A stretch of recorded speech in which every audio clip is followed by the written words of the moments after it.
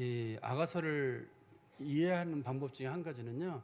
아가서를 남녀의 관계라고 하는 기본적인 전제로 보시고, 그리고 그 다음에는 이스라엘 백성들은 이걸 어떻게 이해했나를 한번 보고, 그다음에 현재 교회는 어떻게 이거를 이해할 것인가, 3단계로 좀 볼 필요가 있어요. 성경 말씀이 겉으로만 보면 남녀 얘기거든요. 근데 남녀 얘기도 그냥 대충 보지 말고 남녀가 어떻게 연애를 하는지, 우리가 지난 시간에 봤던 얘기는 둘이 이제 연애하기 전이거든요. 오늘 본문은 이제 연애하는 시작이에요. 좀 지나면 서로 연애하다가 서로 티격태격하거든요. 그러다 좀 지나면 결혼을 해요. 결혼을 하고 또 싸워요. 결혼한 부부가 싸우는데 솔로몬이 남편인데도 싸워요. 솔로몬이 남편인데도 싸워요. 싸우다가 또 얼마 지나고 나면 이게 또 해결이 돼요. 그리고 서로 이제 단단한 관계로 변하게 되거든요. 그러니까 보통의 사람들이 만나는 과정, 연애하기 전의 과정, 연애하는 과정, 결혼 과정, 그다음에 결혼하고 다투다가 다시 또 회복되는 과정, 그런 과정을 기본적인 전제로 보고, 그다음에 그거를 보면서도 이거를 구약 성경이 전체적인 배경을 가지고 있거든요. 이렇게 접근하는 걸 우리가 보통 은유법이라고도 하고 풍유법이라고도 불러요. 국어법으로는. 그러니까 그걸 통해서 하나님께서 주시려고 하는 영적인 의미가 따로 있는 거예요. 영적인 의미는 뭔가를 잘 보는데, 과거의 구약 성경을 보던 이스라엘 사람들은 어떻게 봤는지 그 부분을 한번 좀 살펴보고, 두 번째는 현대 그리스도인들은 이 말씀을 어떻게 받아들여야 할 것인가, 이렇게 3단계로 이 말씀을 받아들일 필요가 있습니다. 그렇게 생각을 하고 보면 지금 우리가 이제 1장을 앞부분을 보니까 좀 말씀이 어렵게 보이는데요. 조금 이제 제가 설명을 쭉 드리다 보면 한 2장 중간쯤 가면 이거 이런 얘기였구나. 뒤에를 특별히 제가 설명을 자세히 안 드려도 이건 이런 얘기구나. 이게 얘기가 이렇게 흘러가는구나. 라고 이제 얘기를 좀 이해할 수가 있습니다. 성경 말씀을요. 제가 앞부분을 조금 설명드리면 이런 내용, 우리 1절부터 6절까지가 어떤 내용이냐면, 술람미 여인이 솔로몬이라는 사람을 짝사랑하고 있었어요.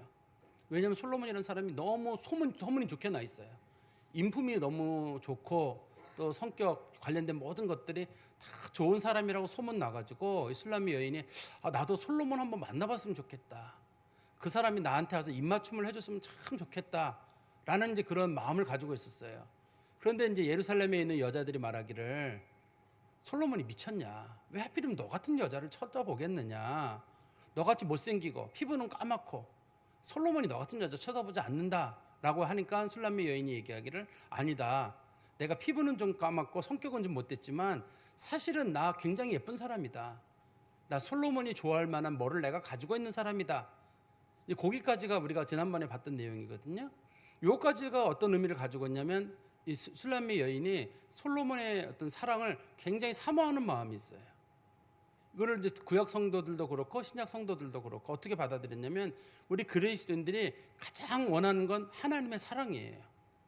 하나님이 나를 사랑한다는 그 얘기 한마디를 듣고 싶어해요, 성도들은. 그래서 내가 정말 하나님의 사랑을 좀 받았으면 좋겠는데, 하나님이 나를 사랑한다는 얘기를 들었으면 좋겠는데, 그래서 술람미 여인이 솔로몬을 사모하는 그 마음을 하나님의 사랑을 받고 싶어하는 성도들의 마음으로 봤습니다. 그런데 이 솔로몬과 술람미 여인은 서로 신분 차이가 나요. 솔로몬은 궁궐에 있는 남자고 술람미 여인은 수넴이라고 하는 시골에 사는 여자거든요. 둘이 신분 차이가 많이 나요. 그래서 술람미 여인이 아무리 좋아해도 솔로몬을 만날 수가 없어요. 원칙적으로는. 솔로몬을 만나려면 솔로몬이 연락을 해야 돼요. 해가지고 저 여자 데려오너라. 저 여자를 내가 후궁으로 혹은 왕비로 내가 간택한다. 그리고 솔로몬이 얘기를 해줘야 되거든요. 그래서 솔로몬과 이 술람미 여인 간에 서로 신분적인 차이가 있어요. 우리는 이걸 어떻게 받아들이냐면, 우리가 하나님께 구원받은 것이 아니라 하나님이 우리를 구원해 준 것으로 우리는 받아들여요. 하나님이 우리를 찾아오시고 하나님이 우리를 건져주시고, 우리가 하나님을 믿는 것 아니라 하나님이 우리를 택해 주신 것으로 우리는 믿어요. 또 우리는 세 번째는, 우리들에게는 죄된 모습이 너무 많아요. 내 성격도 못된 것도 알고 내가 죄를 짓는 것도 알아요. 그렇지만 마음속에 한 가지 담대함을 갖고 있는 건 뭐냐면, 그래도 하나님은 나를 사랑하셔. 그래도 하나님은 날 사랑하셔. 사람들은 우리한테 얘기를 하죠. 당신 같은 사람이 무슨 그리스도인이냐? 어떻게 당신 같은 사람이 하나님의 사랑을 받는 사람들이냐?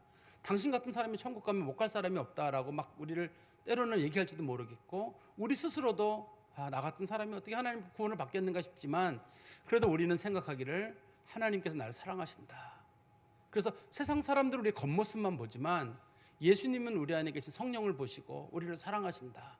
그래서 성도들은 죄를 짓고 때로는 부끄러움을 느끼면서도 그래도 하나님 사랑하신다는 그 말씀 붙잡고 인생을 살아간다. 그게 이제 1절부터 6절에 나와 있는 말씀이거든요. 이제 오늘 본문은 이 술람미 여인이 솔로몬과 연애를 처음 시작하는 거예요.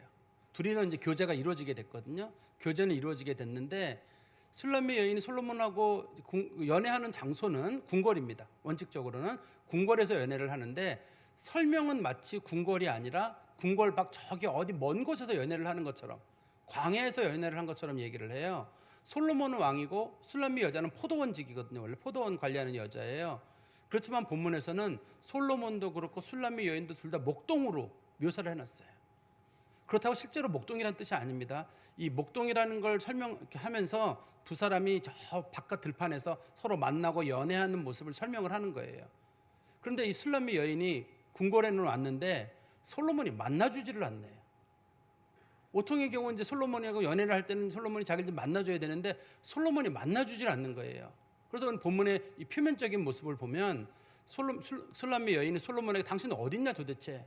당신 좀 만나고 싶은데 왜 만나주지를 않느냐? 당신이 만약에 나를 안 만나주게 되면 내가 궁궐에까지 왔는데 여기서 당신이 나에게 사랑해주지 않으면 나 정말 궁궐에 와서 우스운꼴 당하지 않느냐? 날 좀 만나달라. 그랬더니 솔로몬이 얘기하기를 아니 너 정말 내가 너를 싫어하는 것 같으냐? 정말 내가 너 좋아하는 거 모르느냐? 걱정하지 마. 내가 너를 다 이끌어주고 너를 만날 거니까 아무 걱정하지 마. 내가 도와줄게. 이게 이제 표면적으로 겉으로 드러난 얘기예요. 오늘 본문의 얘기가. 그렇지만 그 속에 들어가면 또 더 큰 얘기가 들어있는데 솔로몬과 술람미 여인이 마치 목동들이 나누는 얘기 같은 얘기들이 또 하나 들어있어요. 오늘 그 한번 성경 말씀 그걸 우리가 보시면서 말씀을 좀 살펴보기를 바라는데요. 7절에 보십시오. 7절은 술람미 여인이 하는 말입니다. 내 마음으로 사랑하는 자야. 술람미 여인이 솔로몬을 내 마음으로 사랑하는 자야라고 부르는데 내 마음이라는 말의 뜻이 원래 히브리어에는 영혼이에요. 내가 영혼을 다해서 사랑하시는 분이요, 사랑하는 님이요 이렇게 부르는 거예요. 그런데 이렇게 내 영혼을 다해서 혹은 내 마음으로 우리나라 말로는 내가 진심으로 사랑하는 님이요 이렇게 부르는 거겠죠. 이거를 당시에 구약 시대 사람들은 어떻게 이 말씀을 받아들였냐면 우리가 세상에서 우리 마음대로 돌아다니다가 보니까 정말 내가 마음에 사랑하는 분은 하나님밖에 없다는 걸 깨달았다는 식으로 이 말씀을 받아들였어요. 처음에는 우리가 돈도 사랑하고 사람도 사랑해요. 그러다 어느 날 지나고 나보면 하나님밖에 없어요. 돈도 사랑해요. 사람도 사랑해요. 그러나 내 마음으로 내가 영혼을 다해 사랑하는 분은 하나님밖에 없어요. 그래서 이 본문에서 마음이라고 해놨지만 이걸 영혼이라고 해놓은 이유는 내가 영적인 차원에서 봤을 때 진짜 사랑하는 분은 하나님밖에 없다. 이렇게 이걸 이해를 했는데요. 어떻든 이 본문의 표면적인 모습을 보면 술람미 여인이 솔로몬에게 좋은 얘기를 던지죠. 내 마음으로 사랑하는 이여 이렇게 그 사람을 불렀습니다. 연애를 하고 싶어서 지금 부르는 거예요. 그리고 나서 7절 중간에 보시면 내가 양치는 곳과 정오에 쉬게 하는 것을 내게 말하라. 양치는 곳은 당신이 일하는 곳이에요. 목동이니까 일하는 곳이고 정오에 쉬게 하는 곳은 그 사람이 쉬는 시간이에요. 도대체 내가 당신을 만나고 싶은데 어디서 일하느냐? 끝나고 나면 뭐 하느냐? 우리로 말하면 당신 어디서 일하느냐? 출근 어디로 일하느냐? 두 번째는 퇴근하면 도대체 어디 가 있느냐? 출근 시간에든지 퇴근 시간에든지 내가 당신 좀 만나고 싶은데 지금 당신 좀 만날 수 있도록 당신 좀 시간 좀 배려해 달라는 거예요. 당시에 목동들은 아침 일찍 일을 나가요. 해가 뜨기 전에 양들을 몰고 나가거든요. 그러다가 목자들이 쉬는 시간인데 그때가 낮이에요. 낮에 햇볕이 뜨거워요. 제일 뜨거울 때를 정오라고 부르거든요. 그때쯤 되면 목동들이 양이나 소나 염소를 풀어놓고 좀 풀밭 같은 데 누워가지고 한숨 자고 식사도 하고 뭐 그런 시간을 보내거든요. 그러니까 이 본문에서는 술람미 여인이 솔로몬에게 말하기를 당신 도대체 어디서 일을 하고 어디서 쉬느냐? 내가 당신하고 데이트를 하고 싶은데 어디서 일하는지 좀 알았으면 좋겠고 낮에는 어디서 쉬는지를 좀 알았으면 좋겠다. 꼭 알려달라. 이렇게 부탁을 하는 겁니다. 그리고 나서 7절 뒤에 보시면 내가 내 친구의 양떼 곁에서 어찌 얼굴을 가린 자 같이 되랴. 당신이 만약에 어디서 일하시고 어디서 쉬는지 알려주지 않으면 내가 당신 친구들 곁에서 친구들의 양떼 곁에서 얼굴을 가린 자가 됩니다. 이렇게 이제 설명을 했어요. 이 얼굴을 가린 자란 말은 무슨 뜻이냐면, 옛날에 지금은 이제 무슬림들 여자들이 얼굴을 가리잖아요. 이렇게 천 같은 거로. 이스라엘은 옛날부터 여자들이 얼굴을 안 가립니다. 원래 문화적으로. 근데 여자들이 얼굴을 가리는 날이 딱 하루가 있어요. 그날이 결혼식 날이에요. 그날 여자가 얼굴에 결혼식을 하는 날인데, 우리로 말하면 면사포를 쓰는 날이에요. 그러면 이 여자가 얘기하는 게 이런 뜻이에요. 당신이 어디 계시냐? 당신이 만나게 해달라. 만약에 당신이 나를 만나주지 않으면 내가 마치 광야에서 면사포 쓰고 뾰족한 구두 신고 뛰어다니는 것밖에 더 되느냐. 사람들이 보면 날 뭐라고 하겠냐는 거예요. 날 뭐라고 하겠냐. 세상 말로 미친 여자라고 하지 않겠냐는 거예요. 아니, 결혼할 여자라 그러면 적어도 이 면사포를 쓰고 결혼식장에서 어서 만나야 되는데, 당신이 어딘지 알려주지 않으면 나는 당신을 만나러 어떻게 해야 돼요? 혹시 이 사람이 이 장막에 있나? 여기 가보고, 저 장막에 있나? 저기 가보고, 막 그럴 거 아니에요. 이 사람이 안 알려주니까 여기 있나 저기 있나 막 돌아다닐 거 아니에요. 그러니까 당신이 어디 있는지 내게 꼭 알려달라는 거예요. 그런데 이스라엘 사람들 중에 이 얼굴을 가리는 사람들이 또 있어요. 창세기 38장 15절에 보면 유다의 며느리 다말이 얼굴을 가린 날이 있어요. 유다의 며느리 다말이 언제 얼굴을 가렸냐면, 아무래도 유다가 자기 아들들을 자기에게 안 주는 거예요. 그래서 며느리가 유다를 꼬시기 위해서 자기가 매춘부인 것처럼 속이려고 얼굴을 가리는 사건이 있어요. 창세기 38장 15절에 보면 유다가 다말이 매춘부인 줄 알고 그 사람과 관계를 가졌다, 이렇게 돼 있어요. 그날 다말이 얼굴을 가렸다고 돼 있거든요. 그러니까 이스라엘에서 얼굴을 가렸다는 말의 뜻은 매춘부란 뜻이에요. 그러면 이게 지금 무슨 얘기냐면, 술람미 여인이 솔로몬에게 말하기를, 당신이 만약에 나를 만나주지 않으면 내가 이 사람도 만나보고 저 사람도 만나보고 여기 저리 가서 혹시 솔로몬 어디 있는지 아세요? 솔로몬 친구들에게 물어보다 보면 사람들이 말하기를, 저 여자 해픈 여자구나, 만만한 여자구나, 저 여자 혹시 매춘 여자 아니냐고 사람들이 나에게 함부로 대하면 당신은 어떻게 하려고 그러느냐. 사람들이 나를 해픈 여자로 보지 않겠냐는 거예요. 그러면 결과적으로 당신도 손해니 당신은 어디 있는지 내게 꼭 알려달라. 이렇게 이제 술람미 여인이 솔로몬에게 좀 부탁을 하는 거거든요. 근데 우리나라랑 다르게 우리가 성경에 보면 이 술람미 여인이 솔로몬에게 당신 정오에 어서 쉬십니까? 라고 물어봤단 말이에요. 근데 이 정오가 우리나라 사람들에게는 굉장히 느낌이 좋아요. 정오, 점심 먹는 시간, 쉬는 시간, 이런 개념이 있지만, 이스라엘에서 정오는 해가 정 가운데 뜨는 시간이에요. 이게 그림자가 없는 시간이에요. 그림자가 없는 시간. 이스라엘의 광야에는 나무가 별로 없어요. 지형지물이 없어요. 그래서 사람이 정오가 되면 정말 죽은 맛이에요. 이때는 아무것도 할 수가 없어요. 아무것도 할 수가 없고 어디 가서 누워서 잠깐 그늘에서 쉬어 있든지 그렇게 해야지, 그렇지 않고서는 살 수가 없어요. 그래서 성경에서 정오는, 이스라엘 백성들은 정오를 어떻게 받아들였냐면, 정오는 이스라엘 백성들에게 가장 고통스러운 시간으로 받아들였어요. 자신들이 바벨론 포로에 끌려간다든지 다른 민족이 쳐들어와가지고 자신들을 박해한다든지, 그래서 자기들에게 가장 힘든 날, 그걸 정오로 봤어요. 정오의 태양 아래서라는 본문의 제목이 그런 뜻이에요. 우리 인생, 이스라엘 사람들에게 가장 힘든 날, 그때 이스라엘 백성들이 하나님께 부르짖었거든요. 하나님 어디 계십니까? 내가 하나님을 만나고 싶은데 하나님은 어서 일하시고 하나님 어서 쉬십니까? 내가 제발 하나님을 만나고 싶은데 하나님은 어디 있는지를 못 찾는 거예요. 멀리 포로에 끌려간 것 같고, 아무리 불러도 하나님은 만나주지 않고 하나님은 내 음성 듣지 않는 것 같고, 그런 날로 이스라엘 백성들은 받아들였어요, 이 말을요. 그 다음에 초대교회 성도들은 이걸 어떻게 받아들였냐면, 우리 인생의 삶의 가장 고통스러운 시간으로 받아들였어요. 어떤 거냐면, 정오에 태양이 뜨면 사람이 그늘이 안 생기거든요. 어딘가에서 누군가에게 도움을 청하고 싶은데 도움을 청할 데가 없어요. 나무도 없고 그늘도 없어요. 어디 가서 누군가에게 좀 비비면서 좀 살았으면 좋겠는데 그것도 없어요. 인생에 아무도 의지할 데 없고 기댈 데 없는 인간들의 가장 힘든 상황, 그거를 정오의 태양으로 봤습니다. 우리는 가장 힘든 날 하나님께 부르짖거든요. 하나님 어디 계십니까? 내가 왜 기도를 해도 듣지 않으시고 나를 버리신 겁니까? 하나님이 나를 버리지 않고서야 어떻게 내 인생이 이렇게 힘들고 나를 이렇게 어렵게 만드십니까? 하나님이 나를 사랑한다는 얘기도 들었고 내가 하나님이 나를 찾아오신 얘기도 다 들었는데 어떻게 내 인생 이렇게 힘든데 하나님 만나주시지 않는 겁니까? 만약에 하나님이 저 만나주지 않으면 사람들이 조롱할 겁니다. 마치 술람미 여인이 사람들에게 만약 당신이 나를 만나주지 않으면 내가 얼굴을 가린 자처럼 되는 것처럼 사람들이 말하기를 저 사람 미친 사람 아니야? 왜 저렇게 돌아다녀?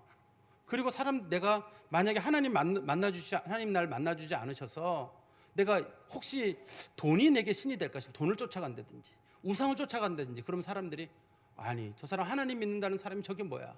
저 사람 영적인 매춘부야? 라고 사람들이 놀릴 거라는 거예요. 그러면 내가 만약에 놀림을 당하면 결국 사람들이 뭐라 그럴 거냐면 저 하나님이 안 계신가 보네. 하나님도 조롱받을 겁니다. 그러니 하나님 저 좀 제발 만나주세요.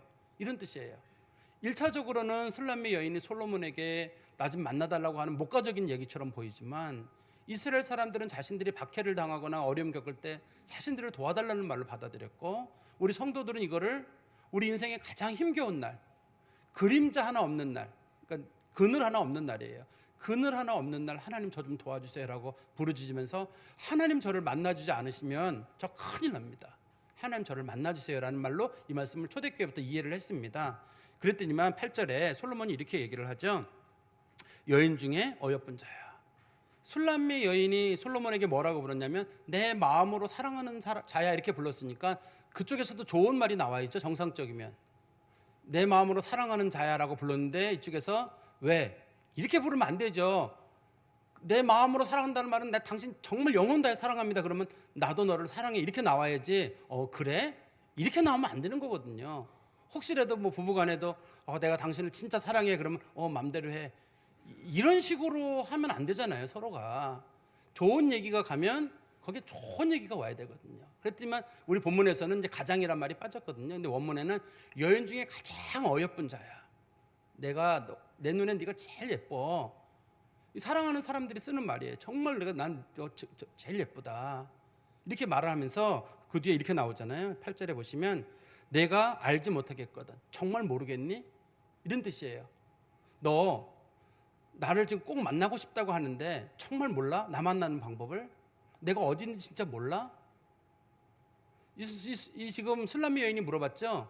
이 정오의 뜨거운 햇볕 가운데서 내가 당신을 만나고 싶은데 당신 어디서 양을 칩니까? 당신 어디서 쉬십니까? 솔로몬이 말하기를 내가 내 마음으로 정말 사랑하는 내 어여쁜 자 중에 어여쁜 자인 너야. 너 정말 진짜 모르겠니? 내가 어디 있는지? 나를 만나는 방법을 정말 모르겠니? 하고 솔로몬이 이 여인에게 방법을 알려주세요. 나를 만나는 방법, 내가 어디 있는지. 그게 이제 그 뒤에 나오는 본문의 말씀이거든요. 보십시오. 성경 말씀 보시면 양떼의 발자취를 따라오너라. 우리나라 말에 쭉 연결이 되어 있는데 좀 끊어서 읽으면 저 말씀이 쉬운데요. 첫 번째가 자기를 만나는 방법이 양떼의 발자취를 따라오래요. 이것도 이런 얘기입니다. 당시에는 목동들이 따로따로 생활하는 게 아니라 밤에는 양들을 모아놨다가 이제 아침이 되면 양들을 데리고 각각 자기들의 이제 목초지로 나가요. 그때 솔로몬이 목동이면서 얘기를 하는 거예요. 이렇게 내가 아침에 양들을 몰고 나갈 테니까 그 양들을 데리고 나갈 때 내가 몰고 간 양들이 어디로 가는지를 잘 보고 그 발자국을 쫓아오너라. 이렇게 얘기를 한 거예요. 근데 우리가 생각하기로는 그러지 말고 당신 어디서 만나요라고 얘기하면 무슨 아파트 돌아서 어디로 와 이렇게 한다든지 어디 무슨 카페가 있는데 그 카페로 와 이러면 되잖아요. 근데 문제는 이스라엘의 광야에 건물이 어디 있어요? 건물이 없잖아요. 커피숍이 어디 있어요? 바위도 없고 나무도 없어요. 나무라도 있다 그러면 큰 나무 뒤에 무슨 상수리 나무 뒤로 오래라든지 밤나무 뒤로 와라 이렇게 한다든지 그러면 좋은데 밤나무가 있나 이스라엘 광야에? 무슨 바위라도 큰 바위 있으면 큰 바위 밑에 옆으로 와라 이럴 텐데 바위도 없고 광야가 원래. 그리고 건물도 없어요. 어디로 오라고 하세요? 여러분들이 혹시 연애하시는데 서로 사막에서 연애를 하고 있는 거예요. 내가 당신하고 연애하고 싶은데 어디로 갈까요? 요즘은 뭐 전화하고 뭐 그랬지만 전화도 없고 아무것도 없는 상황. 어떻게 만나실 거예요? 그냥 와 이렇게 하시겠어요? 여기 솔로몬이 얘기하는 것처럼 얘기하지 않겠어요? 내가 양떼를 몰고 갔으니 내 양떼의 발자취를 잘 따라와라. 솔로몬이 아침에 양을 몰고 가는 걸 이 여자가 봤을 거 아니에요. 그러면 솔로몬이 간 길 그 양 발자취를 쭉 따라가면 될 거 아니에요. 나가는 거 봤으니까 그 발자취를 따라서 가는 거거든요. 그런데 솔로몬이 그 여인에게 장소도 말해주지 않고 내 양떼 발자취를 따라오라고 말하는 거는 사람들에게 말하지 말고 조용히 나 있는 곳으로 오려면 양떼가 걸어간 길을 따라오라는 거예요. 이 사람이 지금 솔로몬이 술람의 여인하고 조용히 보내고 싶어요. 연애를 하는 중입니다. 지금 연애를 하는 중이기 때문에 사람들에게 알려지면 안 돼요. 왜 알려지면 안 되냐면 연애하는 사람들의 모습이 둘이는 좋아요. 근데 옆에 있는 사람들이 보면 닭살이 돋아요. 자기 먹어 하고 먹여주는데 그게 모습이 남들이 보면 닭살스럽고, 자기들끼리는 좋아요. 막 희덕거리면서 웃고 뭐 깔깔깔 거리는데 옆에서 보면 눈꼴 시죠, 때로는. 그러니까 이 솔로몬이 얘기하기를 사람들 몰래 오는 방법, 나를 따라서, 내가 몰고 간 양떼를 따라서 쭉 오너라. 그러면 나를 만날 수 있다. 이렇게 첫 번째 설명을 하거든요. 그리고 나서 성경에 또 이렇게 말하죠. 내가 알지 못하겠거든 양떼 발자취를 따라오고, 두 번째는 목자들의 장막 곁에서 너의 염소 새끼를 먹일지니라. 너도 마치 염소를 키우는 것처럼 해서 너도 염소를 끌고 나 있는 곳으로 오너라. 이렇게 설명을 하고 있는 거예요. 그러면 이 술람의 여인에게 솔로몬이 하는 말이 이런 뜻이잖아요. 내가 걸어간 길을 네가 따라올 거 아니에요. 따라오다 보면 그 여인은 지금 염소를 몰고 오니까 염소 발자국으로 인해서 양 발자국이 없어질 거예요. 이 사람들은 볼 때는 솔로몬이 걸어간 길은 모르고 이 여인이 염소 끌고 간 길만 보일 거거든요. 그럼 사람들은 솔로몬하고 둘이 연애하는 걸 몰라요. 이 술람미 여인이 혼자 염소를 끌고 글로 갔구나, 그 정도로만 생각할 거거든요. 그래서 솔로몬이 걸어간 길을 싹 덮어버리고 자기가 자기 염소의 발자취를 내면서 쫓아가는 거예요. 이거를 당시 이스라엘 사람들은 이 본문을 어떻게 받아들였냐면, 하나님께서 우리에게 주시는 인생의 방법이에요. 너는 내가 너한테 필요한 것들을 내가 채우고 내가 너를 인도할 줄 믿고 매일매일 나를 따라오너라. 그게 하나님이 가르쳐 주시는 인생의 방법으로 받아들였어요. 인생은 지형지물이 없어요. 어디서 돌아야 할지, 어떻게 해야 할지 모르겠어요. 어느 학교를 가고, 언제 취업을 하고, 누구를 만나고, 이게 정해져 있지가 않아요. 어떤 게 잘하는 건지 아무도 몰라요. 아무도 모릅니다, 우리는. 이게 마치 인생은 내비게이션 없는 길과 같아요. 길과 같아가지고 그냥 우리가 할 수 있는 최선의 방법은 뭐냐면, 하나님 말씀하신 것처럼 내 양떼를 따라오너라. 그냥 하루하루 나를 따라와. 멀리 가지 말고 내 뒤를 잘 따라오너라. 그러면 나를 만날 수 있다. 너의 문제에 대해서도 마찬가지라는 거예요. 내가 너 문제를 너 스스로 풀려고 굉장히 애를 쓰는데 그러지 마. 그렇게 하다 보면 잘못된 길로 가고 다른 거 쫓아가게 되니까 내 뒤를 잘 따라오다 보면 어느 날 네가 주님을 만날 수 있다. 주님을 만나는 제일 좋은 방법이죠. 옛날 방법으로는 그냥 내가 걸어간 길을 잘 따라오라는 거. 딴 데 바라보지 말고 그 길만 따라와라. 내가 인도해 줄게. 우리 운전하는 경우도 마찬가지예요. 우리가 아이들 데리고 어디 멀리 가다 보면 애들이 자꾸 여러 번 물어봐요. 얼마 남았어, 아빠? 아니, 금방 된다 그러놓고 왜 그러는 거야? 이 길이 맞아? 틀려? 저는 그 길을 가본 사람이라 얼마 안 남았어. 이제 한 시간이면 가. 아니, 1시간 다 된 것 같은데 왜 길이 아니야? 조금만 기다려. 거의 다 왔어. 그 길을 아는 사람은 그 길을 가는 길에 방향도 알고 또 대충 얼마 시간 남은지 알거든요. 근데 그 길을 처음 가는 사람들 입장에서는 이 길이 맞는 건지 틀리는 건지, 분명히 길을 안다고 얘기했는데 계속 내가 눈 뜨고 일어나 보면 또 그 자리라 그러고 아직도 얼마 남았다 그러고, 그럴 때가 있잖아요. 근데 주님께서는 말씀하시길, 나를 믿고 내가 공급하고 내가 인도해 줄 것이니 아무 걱정하지 말고 나를 믿고 따라오너라. 그러면 문제가 해결된다. 이게 인생의 영혼의 문제도 마찬가지고 삶의 문제도 마찬가지예요. 내가 정말 이 정오의 햇볕같이 뜨거운 태양 아래 지나갈 때에도 주님께서 주신 이 방법을 의지하는 거죠. 대신에 주님께 또 다른 방법은 뭐냐면, 대신에 주님을 만나려면 영적인 광야로 가야 돼요. 지금 사람들이 많이 모인 곳에 있지 말고 내가 내 염소를 끌고 오라고 지금 얘기를 하고 있거든요. 아무도 없는 곳으로 지금 가야 돼요. 이거를 영적인 광야라고도 부르고 우리 신학적인 용어로는 영적인 골방이라고 불러요. 솔로몬은 지금 이 여인과 아무도 없는 곳에서 같이 있고 싶거든요. 같이 있고 싶으려면 둘이 같이 있어 조용히 아무도 없는 거 얘기를 나눠야 된단 말이에요. 그러려면 아무도 없는 곳으로 가야 돼요. 우리 성경 말씀 하나 볼까요? 그 마태복음 6장 6절 말씀 보세요. 마태복음 6장 6절에 보시면, 너는 기도할 때 내 골방에 들어가 문을 닫고 은밀한 중에 계신 내 아버지께 기도하라. 은밀한 중에 보시는 내 아버지께서 갚으시리라. 여기 보니까 성경에 이런 뜻이죠.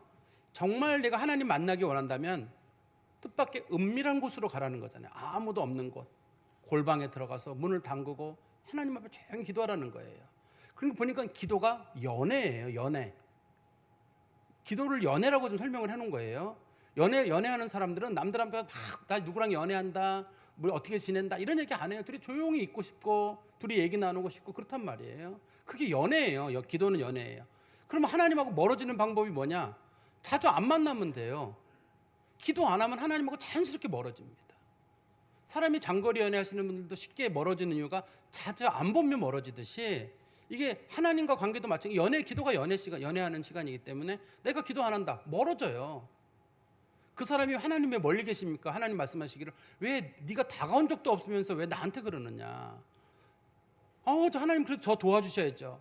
사람들과 관계를 끊고 때로는 나와 영적인 좋은 관계의 시간을 갖고 내가 하나님과의 묵상의 시간도 갖고 그래야지 내가 너한테 길도 알려주고 얘기도 나누고 내가 너를 사랑한다는 것도 얘기해 줄 텐데 사람들 많은 시끄러운 곳에서 무슨 얘기를 해요.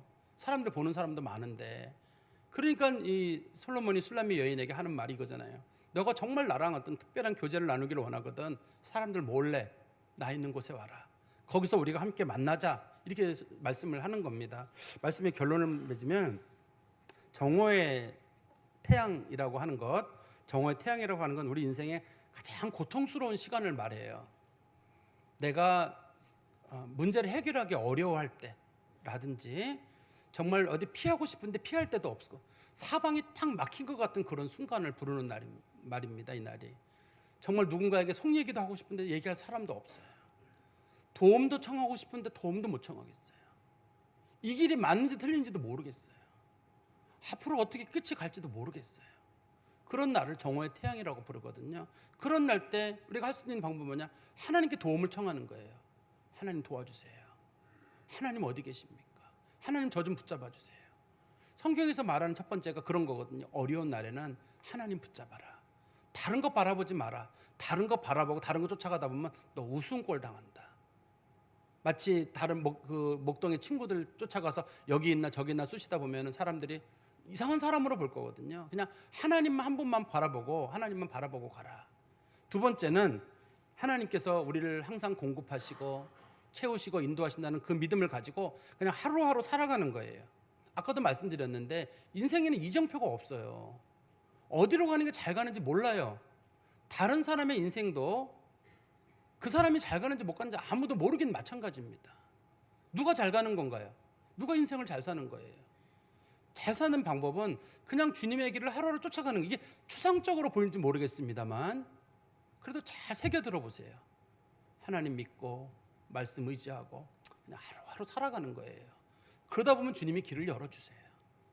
주님이 길을 열어주시고 수고하고 무거운 짐질 자들 내게로 오라. 내가 너희를 쉬게 하리라 말씀하신 것처럼 쭉 쫓아가는 거예요. 이게 잘 가는지 못 가는지도 모르고 그냥 주님만 뒤만 쫓아가는 거예요. 쫓아가면 길은 그분이 여실 거지 내가 여는 거 아니거든요. 하나님 앞에 맡긴 사람들은 주님의 뒤를 묵묵히 쫓아갈 거고 맡기지 못한 사람들은 이 길도 가보고 저 길도 가보고 다 해볼 거예요. 근데 하나님께서 나를 도우시고 하나님 어떻든 나 인도하시고 하나님 책임지신다는 믿음을 가지고 주님을 쫓아가는 거예요. 그게 그리스도인들이 하는 지혜죠. 그다음에 맨 마지막에 이런 주님과의 특별한 만남을 위해서 우리에게 필요한 건 영적인 공간이에요. 아무도 없이 나와 하나님과 만나는 시간이 있어야 돼요. 분주하고 그러지 마시고 그냥 조용히 예배당이든 혹은 집에서든 하나님 앞에 조용히 주님과의 교제 시간을 가지고 얘기를 나눠야죠. 하나님 제가 이게 힘들어요. 저게 힘들어요. 하나님 이거 좀 도와주세요. 서로 연애하는 사람들끼리 속삭일 수 있잖아요. 저는 지금 이런 상태고 저런 상태고 연애하는 사람들 남들이 들으면 그거 들으면서 저 사람 쓸데없는 저런 소리라 그러지만 연애하는 사람들 사랑하는 사람들끼리는 괜찮잖아요. 서로 자기 얘기하는 거잖아요. 남들이 볼 때는 이상하지만 두 사람은 속삭이는 거거든요. 그런 걸 하려면은 조용한 골방에 들어가서 아무도 없는 영적인 광야 같은 데 딱 있는 거예요. 그러면 그곳에서 하나님 앞에 기도하고 하나님께 맡기면 하나님이 이끌어 가시거든요. 우리 인생의 길을 찾을 수 없을 때 성경은 두 가지를 여기서 얘기하고 있는데요. 길을 찾을 수 없을 때 하나님 말씀 붙잡고 말씀 뒤로 주님의 뒤를 따라가는 사람이 되어라. 그리고 하나님 앞에 늘 기도하는 삶을 살아라. 기도하는 삶을 살면 하나님이 열어주신다. 혹시라도 여러분들의 인생의 길이 정오의 태양 같은 태양 아래를 걸어가는 길이시라면 이 말씀 좀 마음에 붙잡으시고 살아가는 성도 되시기를 간절히 소망합니다. 기도하겠습니다. 하나님 아버지, 주님 은혜 감사합니다.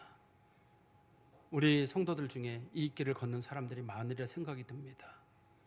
주께서 멀리 계시지 않으시고 우리 가까이 있는데 우리가 주님을 찾지 않고 만나지 않고 주님의 길을 쫓아가지 않으면서 우리는 다른 길을 가면서 주님의 도움을 청하는 것은 아닌가 하는 생각이 듭니다. 주께서 말씀하신 대로 어렵고 힘들고 답답하거든 그저 나를 믿고 하루하루 살아가라. 내가 이끌어주겠다. 내가 도와주겠다. 주님 말씀하시오니 그 말씀 마음에 두고 우리가 정말 마음으로 사랑하는 그 주님 받아들이고 살아가도록 저희들의 심령을 붙잡아 주시옵소서. 또한 주께서 우리에게 말씀하시기를 내가 세상에서 가장 아름답고 나는 너를 정말 사랑한단다 말씀하시는 그 말씀 꼭 마음에 두고 저희들이 주님을 쫓아가는 일에 낙심하지 않게 저희들을 붙잡아 주시옵소서. 예수 그리스도의 이름으로 기도하옵나이다. 아멘.